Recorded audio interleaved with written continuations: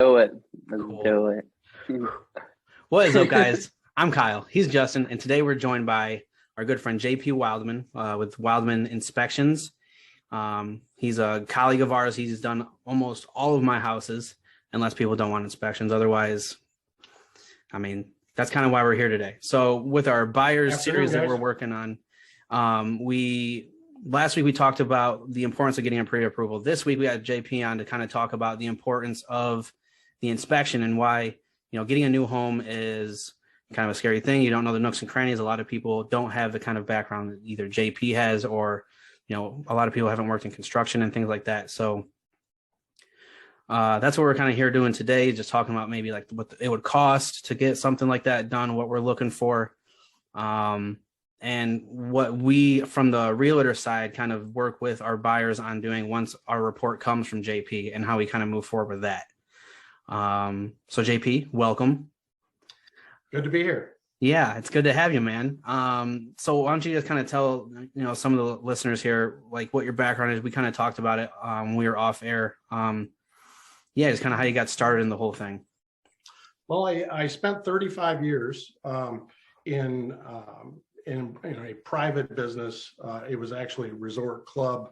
I was a harbor master, facilities director, project manager.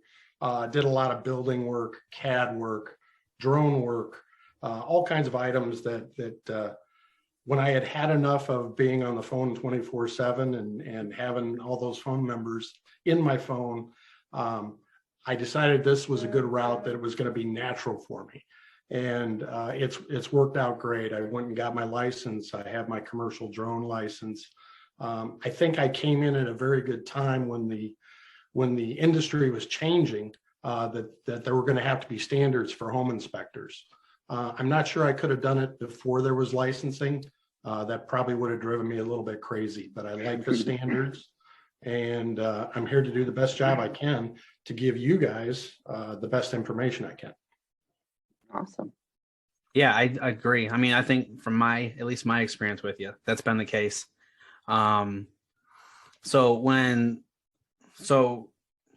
week Justin and I were looking at a house.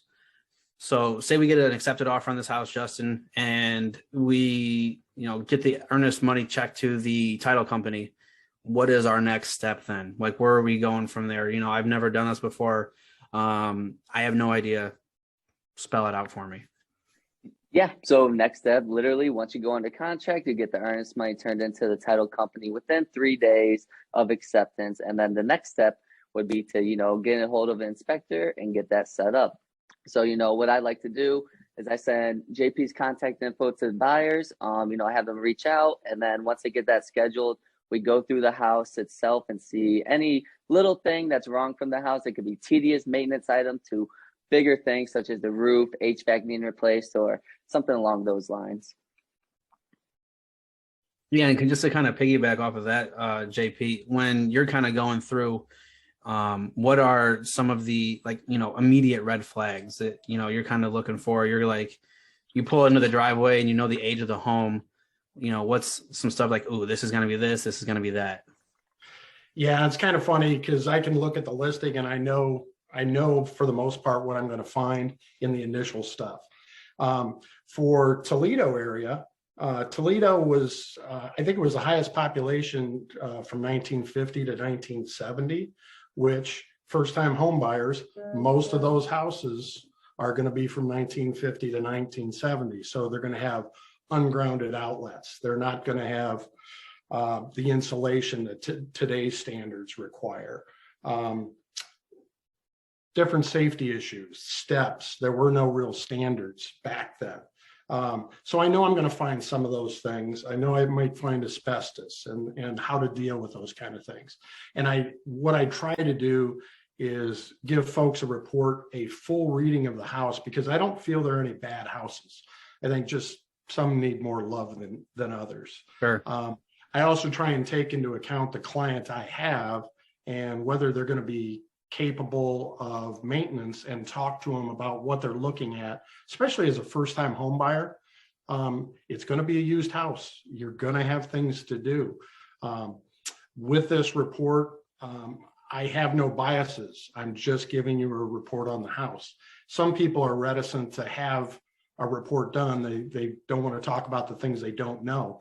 I'm here to help you. I'm here to give you that full picture so that the report is given to you guys and the client. You guys can discuss what goes on from there. So. Yeah. And that's super good stuff. And that's one of the reasons I like working with you personally, is just because it is very just informational, where I've worked with a few other inspectors just because I didn't have a choice. But but you know, sometimes they'll be like, it's doom and gloom, you know, like, hey, this hot water heater's 11 years old. It needs to go. It's past its life cycle. Where, you know, maybe it does, but some of the stuff is built different than others, you know, and at least from what I've seen and heard as I've gone around, you know, the older stuff like you were talking about is just, some of it's made a little better than it is now. The stuff nowadays is kind of just made to be, you know, able to replace, where you see some of these older furnaces, it's like, hey, it is 25, 30 years old, but it looks like it's been maintained well. It's in good shape, X, Y, and Z. And that's the kind of stuff, you know, that we kind of talk about with you as we go through the process here. It's kind of cool because, like I said, I have had the experience with a few other people, but they don't do quite the job you do as far as like the drone work, which is really cool. And I think that people, you know, younger than me and like our age, you know, that's kind of a cool thing to be able to see their house from that perspective. Like, hey, this is what it looks like from up here. And even some of the other stuff, as far as like the electrical work you're talking about, you know, a lot of these houses weren't built, like you were saying, for anything but to be lived in. And some of them are getting up there in age. I mean, in Toledo, there's some old houses where we're looking at, you know, more than 100 years old. And absolutely, there's been a lot of cooks in the kitchen as far as that whole time span is going, right. You know, whether it's, you know, somebody's uncle 20 years ago coming and changing out an outlet, or, hey, we want to put a TV up here in the middle of our wall, but we need to run some new, you know, Romex or just whatever it is. And it just turns into a whole mess of things. And it's kind of funny. I said, yeah, I've run into some really bad cooks on occasion. sure. I can only imagine. Yeah, hopefully you're finding a house for them that they had a great cook. Yeah. But you're absolutely right with the droning. I like being able to look at every square foot of the house, which is a very difficult thing to do on site, and it's impossible to do for a client. And this gives them the opportunity to look at things. I'm there to look for aberrations. There to look at potential problems. Like you said about the water heater. You know, it might be a 1980s water heater, but if it's working like a champ, I'm going to tell them that. But I'm also going to make them aware that that might be a potential financial item that they're going to have to deal with. They've got to look at the house as a whole. I pride myself on the walkthroughs that I give people, to give them as much information as possible. Whether it takes me 15 minutes or an hour and a half, I'm okay with that, because I want them to have the best vision they can. Having said that, I've had some people that, well, he's told me everything I need to know. I don't need to read the report. You need to read the report. There are a lot of things in there, and especially working with you guys so that you guys can discuss, or if there are any items you need to ask about or warranties that need to be done.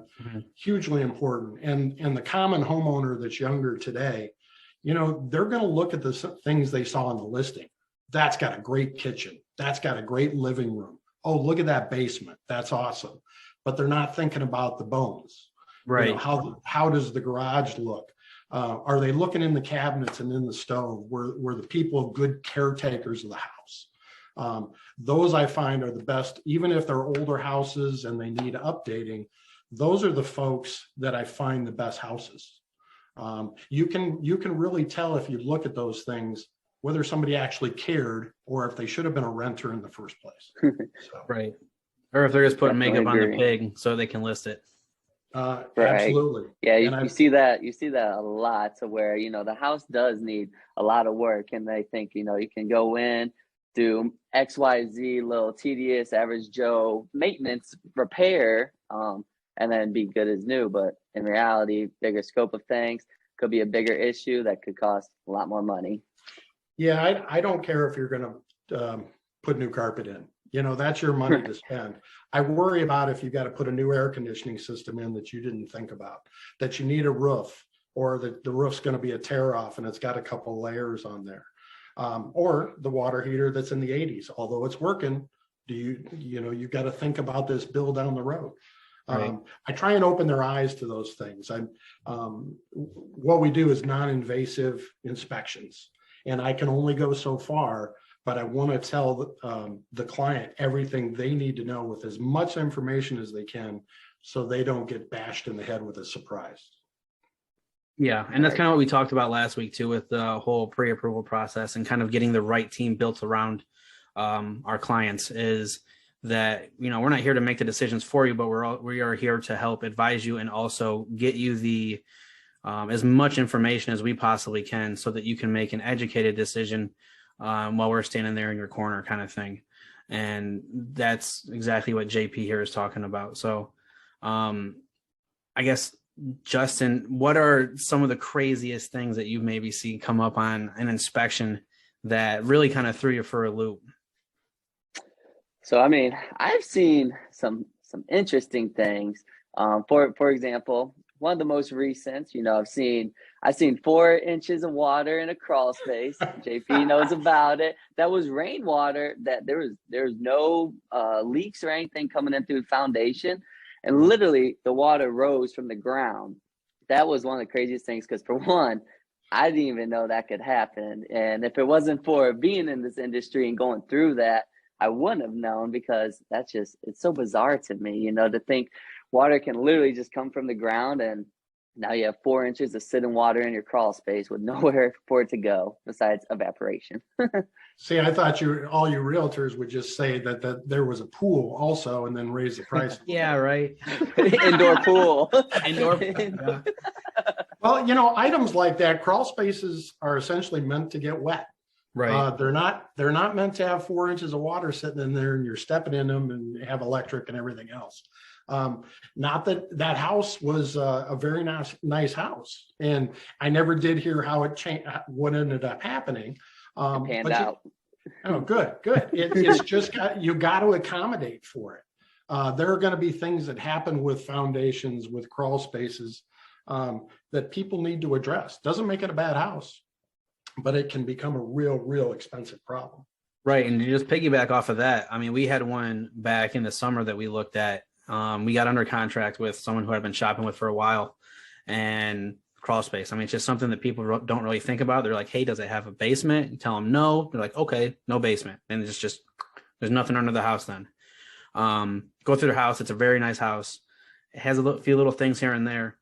But then we have JP come out and look at it, and the crawl space is basically a greenhouse. I mean, there's just there's rot and mold all in there, and it is just there's no vapor barrier, and it is just there's a little too much life down there, really. Yeah, it's its own ecosystem. Yeah, and when you're trying to get the money together as a buyer, and these are the kind of hidden things that we're looking for when we go through this inspection period. That's ended up being an almost $3,500 bill that the seller did not want to take care of. And then you're looking at it as a buyer, like, hey, I'm already $3,000 in the hole after I'm paying my down payment and all these other things. How bad do I want this house? In some cases, like Justin was just talking about, you guys can kind of strike a deal. But in other cases, it's, hey, we paid the inspection. We didn't get burned on this. Let's just move on. And that's what we ended up doing. Yeah, it's time to step away sometimes. But those are the items that people need to know. Who's going to look in the crawl space? There's no reason to get down there unless you've got work to do. Sure. There's no real reason unless you've had storage to get in the attic. Mm-hmm. That's what we're there to do, to give them a picture of something that they may never enter ever. And I've got to be able to show them these items, what they're looking at, maybe alternatives, and things to get checked out. I mean, that was another wonderful house that had all kinds of things going on in the crawl space. Yeah. It didn't make it a bad house, but it had to be addressed because somebody could get sick. Mm-hmm. Yeah, for sure. And then another one is like the attic. A lot of people don't, when we're walking through houses, I mean, Justin knows a lot of the time it's in the evening. People are just getting off work. They got the kids with them. they're dressed from work, they look, decent, they look pretty good, or they just don't feel like climbing up a ladder and sticking their head in the attic, because same kind of thing. If you don't need to, then why? Yeah, let me get itchy and scratchy. Yeah. Yeah. But another one, I mean, we saw that one of the first deals we did together, I mean, the chimney was like, sideways almost. Mm-hmm. And it had the joist like sitting there kind of straightening it out. And it's just, those are things that you don't think would be, from looking at it from the outside, the untrained eye has no idea that kind of stuff is going on. Right. Well, especially the age houses that we talk a lot of times about being from, the 1900 to 1970, there were no real standards. So you had builders doing their own thing, and they all did it differently. And some of the things you have to be kind of like a investigator to be able to figure out what were they doing and is it safe or not. And the standard homeowner needs to know what it is, what they're looking at, and whether their family is going to be safe. Right. Yeah, you don't want to buy a house and have the roof cave in the next day. Oh no. Yeah, that's the extreme version of it. However, that's never a good thing. No. And unfortunately or unfortunately, a lot of the homeowners are looking at the surface. Right. And I need to be able to show them, the brick cladding, siding, or whether it's veneer. These cracks need to be maintained. What does the foundation look like from the outside? Why can the basement get wet? And it's based on the gutters not getting far enough away from the foundation. Mm-hmm. Simple things that people just don't know because they've never owned a house or they've never had to deal with it. So, yeah. Right. Well, kind of off of that, with the homes being older, what about some of like the newer builds that you've had to inspect? I mean, is there like corners being cut there in some cases? Not necessarily like, hey, let's throw these guys under the bus, but it's still important, even if it's a newer home, to get it inspected. Yeah, for the most part, I haven't seen corners being cut. I've seen the result of there not being enough good workers out there, sure. Good carpenters, good builders, things, misfit windows. I did a house that was brand new. They hadn't closed on. I think they ended up replacing half the windows. Oh, wow. Just things like that shouldn't happen. Things in the attic that a person, these newer houses, they just have a scuttle hole rather than an attic entry, or it'll be a separate one over the garage. A lot of these folks are never, ever going to look in that. If somebody cuts corners or does something wrong, you need to be able to point that out. Or drywall work. Mm-hmm. Drywall work is art as far as I'm concerned. And a lot of these newer houses, you got to really pay attention to that, because within a year or two, you have nail pops, you'll have cracking, things like that you don't, as a new homeowner, that really makes you want to cry. So, right. If you got a 1950s house with plaster, I try and explain to people what plaster is and how it works. But you don't expect that in a 2000 and newer house. Right. All right. Well, cool. I've got all my questions answered. I hope all of our buyers do. Justin, do you have anything else you'd like to ask Mr. Jake while we got him here? Yeah, actually, quick question. Just for everyone watching and whatnot. When people become active buyers and they start going through houses and checking them out, what are some things that they could look out for, so that way they kind of got that, know about it ahead of time, and that can, when it pops up on the inspection, they're already aware of it, and it's not like a oh my gosh moment. Well, again, I think what a lot of the prospective homeowner does is they look at how they're going to live their day-to-day lives. Right. And they don't take the time to look at, I've got a great living room. We're going to be able to invite people over. I can cook in this kitchen like no tomorrow.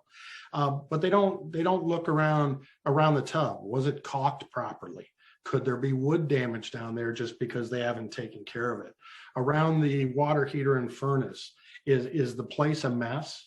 Have they not taken care of it? Do the all the return airs, are the return airs covered so that the furnace has had to work harder?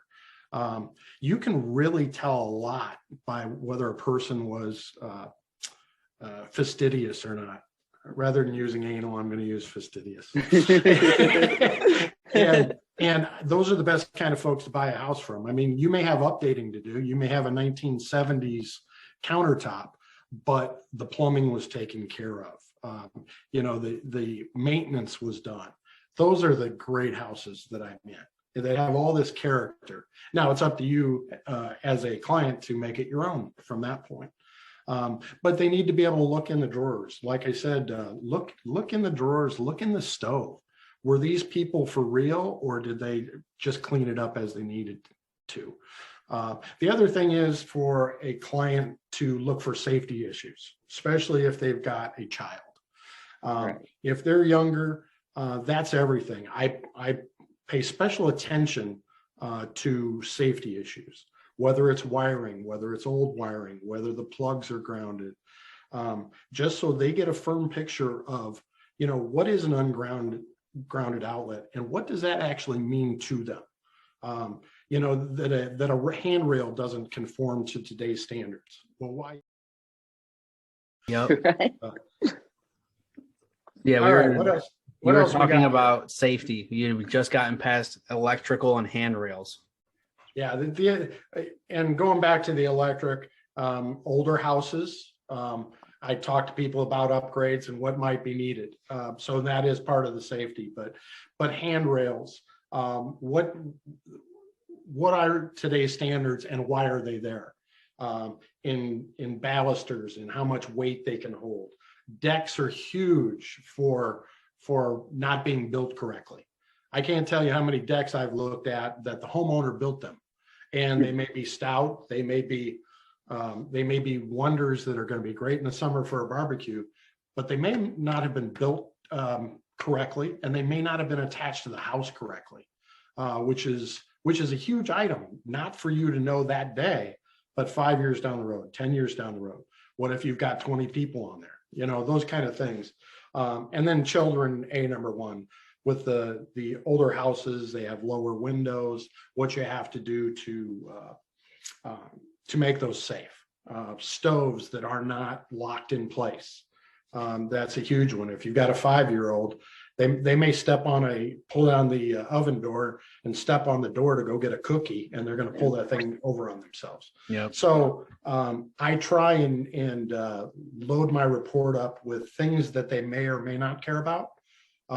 But maintenance and safety, I'm going to give you everything. And that's why I tell everybody to read the report. I put a lot in there of those kind of items. And this maintenance, if they can do it on their own, they're so far ahead of the game. It beats, painting a room by yourself is great, or pay somebody $90 an hour to do it is a problem. Sure. So, especially when you first buy a house. And I will say, working with your report too, that there's so much good information in there, but also it's very digestible. It's not like you're looking at this thing and you're just like, oh my God, I don't know what to do with all this stuff. And that's kind of what we work with our buyers with also, is we're kind of going through this, the motions, is we're there to, kind of hold your hand if it is a little bit imposing, and just let you know, like, hey, this is what we're looking at. We both talked to JP, it does say this, but it does, like, water heater's a big one. It does work. It doesn't need to be replaced, but it is something to kind of consider when we talked about like the home warranty and things like that. There's things to kind of, safeguard against you kind of getting burned with a big ticket item, whether it's the water heater, the furnace, a crawl space full of water or mold. That's what this inspection is kind of doing, is, just kind of, covering yourself in the event of things that we didn't really think about walking through the house. Like, hey, we're looking at the neighborhood, the school district, taxes, XYZ. Some of these other things kind of get brushed to the side, and that's what this whole process is kind of for. Right, and the home warranty could end up being an important thing. Mm-hmm. If you need carpet, it doesn't matter. If mechanicals are old, it does matter. I think that's huge as a negotiation tool for you guys also. If there are items that I find that you still want the house, but maybe you can use that as a negotiation tool to say, okay, we got to weigh our options here. So absolutely. Like another air conditioners, if it's an older AC and it still works, Freon's not a thing we can use anymore. Your air conditioner goes bad after, humming for, you have a penny pinching person that lived there for however many years. And then you got some young kids that move in with their newly born, and they're just cranking it, man. They want that place to be like a hockey rink in there. And then you got your pipes freezing up, all the way down back to your furnace. You're like, what is going on? Why are my pipes frozen and it's 85 degrees out? It's Yeah, that you're kind of stuff. absolutely right. Yeah, that kind of stuff. With R22, the first time homeowner is not going to know what R22 refrigerant is, and it exists. You can buy it. It's very expensive. Oh yeah, everything's R410A now, and they don't understand. You reach a certain point, things are going to have to be replaced just because of that. So you got to plan. You really, really do. Right. Awesome. Justin, you got anything else you'd like to ask JP? Well, I guess the last question would be, what is the worst house you walked through? Like, what caught you most off guard? What was the worst in terms of repairs and everything? What's your horror story? My horror stories are always dealing with animals. Raccoons are the worst. When you're out in the country, and we've got a lot of country around here, I ran into about 10 raccoons in a attic. And they've been living there a long time, and they did not like me. You've got to be able to move really quick. And snakes in crawl spaces. Oh no, not a fan. I've never been a fan of snakes. So those are typically the things I worry about or think about. Beyond that, live wires where there's water, homeowner repairs. I'm very, very sure to point those out because a lot of times those folks don't know what they were doing. It worked for them. They made it okay. Mr. So-and-so always could fix anything. He was, Inspector Gadget. But, in the safety issue, if you got somebody 60, 70, 80 that lives in a house and then a young family moves in there, those are the things I really worry about. And I found some oddball things, some wiring things that would scare you to death. So. Oh, I can only imagine, especially with anything electrical. I feel like that's the biggest scare too. And if it's near any type of water with live electrical, yeah, it's just, not a good fit. Yeah, that and fire. Right. A lot of people don't pay attention to fireplaces. And they don't pay attention to the chimney and the creosote that can be built. A lot of people throw softwoods in there, which builds all that stuff up in the flues. And those are things that have to be taken care of because your chimney can catch fire. I pointed a lot of those out, and through the walkthroughs, people say, it's okay. It's not a big deal. Yes, it is. It's your family in there. You got to think about it. Yeah. Right. Smoke detectors, carbon monoxide detectors. I'd like to think that I'm taking care of my family as well as theirs. Right. Yeah. Awesome. That's why you're always my first choice. Same. I appreciate it, guys. And I like answering your questions as you guys move on. You guys are kind of movers and shakers, and I like that. So. Oh yeah, I learned something new, and literally every single inspection, I learned something new, and it's nice just because for better or worse. And I can just carry on that value, that knowledge that was given to me through the inspection to other buyers and sellers in the marketplace as well. So definitely appreciate that. Well, and that's another thing I'd like with you guys. You guys like showing up at the walkthroughs. There are a lot of realtors that don't do that. And I think it would benefit all of us for relationships, for learning a few things that we should. So. Oh, most definitely. I agree 100% on that, especially building the relationship and also just being on the same page. Because, if your buyer's present at the walkthrough, go through the whole walkthrough and everything. And if I wasn't there as their agent, it's like me just trying to play catch up. So I'm calling you, just trying to get the scoop. Like, what'd you guys go through? And so that's why for me, being present, it just makes life easier and keeps everyone on the same page, helps build that relationship even more. And I think it's very beneficial in my opinion. I appreciate that. And I want the folks happy for years to come. So. Oh yeah, most definitely. And you guys, I want you guys to grow with it, all the realtors. So. Oh yeah. JP, if there anyone's like maybe like, hey, I lived here a while and I actually didn't get my house inspected, how can they, contact you or get a hold of you or maybe look up your website or, what are some ways to do that? My website is wildmaninspections.com. And you can always get a hold of me at jp@wildmaninspections.com, or my phone is 419-707-2304.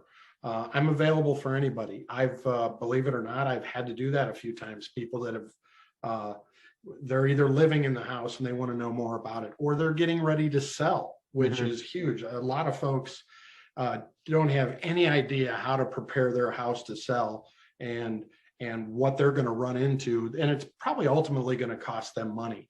You guys probably give them rules, things that they should do, things that should be open and available to go through. But it is a huge benefit for me to be able to do that. So yeah, working with sellers, I would say a lot of the time when we come, Justin can kind of attribute to this too, is that, sometimes there's a lot of things on this report that are just not what we expected. And we send it back to the listing agent and the seller, and they're kind of just blindsided by these things. So getting your home inspected prior to helps kind of alleviate some of that. So you kind of know what you're getting into, whether or not you want to get these things fixed or if it's going to be an as-is situation. Yeah, one of the things I also do is I'll offer, if somebody was getting their house ready, I will do a walkthrough, and it's significantly less money. And I will walk through the house with them, pointing out things that they need to think about. It's not as invasive as a normal inspection is. They can take notes as they go. And I've found people find that hugely beneficial and know if they've got to get somebody in there to do some of the work, or whether they're pretty good shape, and because people start worrying about things they really don't have to. The color of the room, that might be a selling point online, but ultimately it's more important that your furnace has been inspected recently. Okay, things like that. And I'm glad to do that. I'm glad to work weekends with them. I've actually done walkthroughs at 10 o'clock at night, believe it or not. So whatever we can do to get the client taken care of. Oh yeah, most definitely. And I definitely agree on, if someone is thinking about listing their house and getting an inspection beforehand, super beneficial, because that way when you're selling it and you get your house under contract, you eliminate any excuse for the buyer, just because they go in. Of course, they're going to get an inspection, hopefully, and then see what's wrong with the house. But if you're able to eliminate majority of those issues beforehand, I think it's just a better scenario, and less stress, definitely, for not only them as the sellers, but of course the buyers coming through as well. Yeah, it's less argumentative. Half the stuff on there is not hard. Right. You can do a few things that may cost you a few $1,000s in the long run if they don't get done, but some things are just really easy. And whether it's curb appeal, safety, those kind of things, boy, it just makes everything go smoother, and what's going on. You're on a clean sheet of paper, which is great. Oh yeah. Biggest one I see too is the downspouts. Like, all you have to do is get like a 6-foot extension on it, and you're good to go. Because a lot of houses I've been showing lately, they don't have it. I'm like, well, there's probably moisture, or was moisture, in the crawl space once upon a time, just because it's draining right along the foundation. So that's one that hopefully everyone makes note of. That's why I like to put a lot of pictures in, and I like to put graphics showing where that water goes. Right. Because, well, who would think the gutters have anything to do with the foundation? Right. If you don't do this for a living, you wouldn't think that. And it's our job. Who would think, God, I've got these wonderful trees next to my house. Well, that's great until they're rubbing up against the vinyl and they rub a hole in them and tear it up, and you got thousands of dollars of repairs to do. Somebody's got to tell them that stuff, and that's what we're here for. Oh yeah, most definitely. Awesome. Good stuff. JP, thank you for coming on. I really appreciate your time. Absolutely enjoyed it. Sorry we had a couple technical difficulties. That's all right. Happens. Calm growing pains. Right. Absolutely. Anyway, I'm Kyle. He's Justin. This is JP. Like we said before, get the right team behind you, and we will talk to you soon. Thanks, guys. he's bought me quite a few, whatever they are, egg platters from wherever we end up at. That's a good mentor right there. I know it, man. He Try keeps to be. educated and full. Food's the one thing that everyone just loves, you can make it happen. Well, you can tell I'm right there with you.